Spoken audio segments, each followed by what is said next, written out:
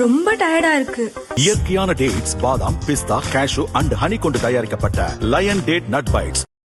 தமிழக சட்டசபை தேர்தலில் 47 தொகுதிகளில் வெற்றி பெற்றுள்ள அதிமுக எதிர்க்கட்சி அந்தஸ்தை இழந்து 3ஆம் இடத்துக்கு தள்ளப்பட்டுள்ளது. இதனால் ஏற்பட்ட உட்கட்சி மோதலில் முன்னாள் அமைச்சர்கள் வேலுமணி, சண்முகம் தலைமையில் தனி அணி உருவானது. அந்த அணியில் 25 எம்எல்ஏக்கள் சேர்ந்ததோடு தாவேகா அரசுக்கு பகிரங்க ஆதரவு அளித்துள்ளனர். தாவேகா அமைச்சரவையில் இடம்பெறவும் பேச்சு நடக்கிறது. இதெல்லாம் தாண்டி அதிமுக பொதுக்குழுவை கூட்ட வேண்டும் எனவும் நிர்வாகிகளிடம் கையெழுத்து வாங்கி வருகிறது வேலுமணி அணி.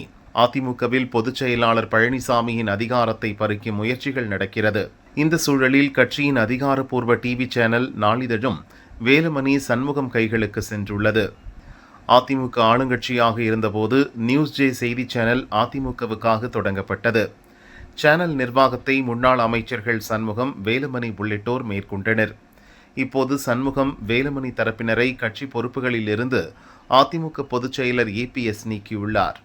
இதையடுத்து நியூஸ் ஜே சேனல் எங்களுக்கு சொந்தமானது என கூறிய சண்முகம், வேலுமணி தரப்பினர் EPS செய்திகளை புறக்கணித்ததோடு அவருக்கு எதிரான செய்திகளை ஒளிபரப்பினர்.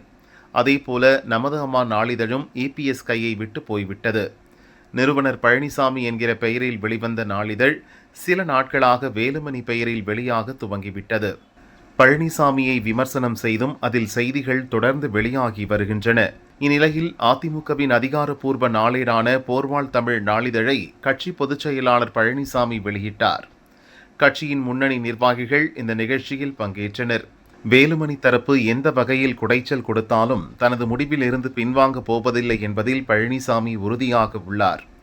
அடுத்து பழனிசாமி கட்டுப்பாட்டில் இயங்கும் வகையில் செய்தி சேனல் ஒன்றும் துவங்கப்பட நடவடிக்கை எடுக்கப்பட்டுள்ளது.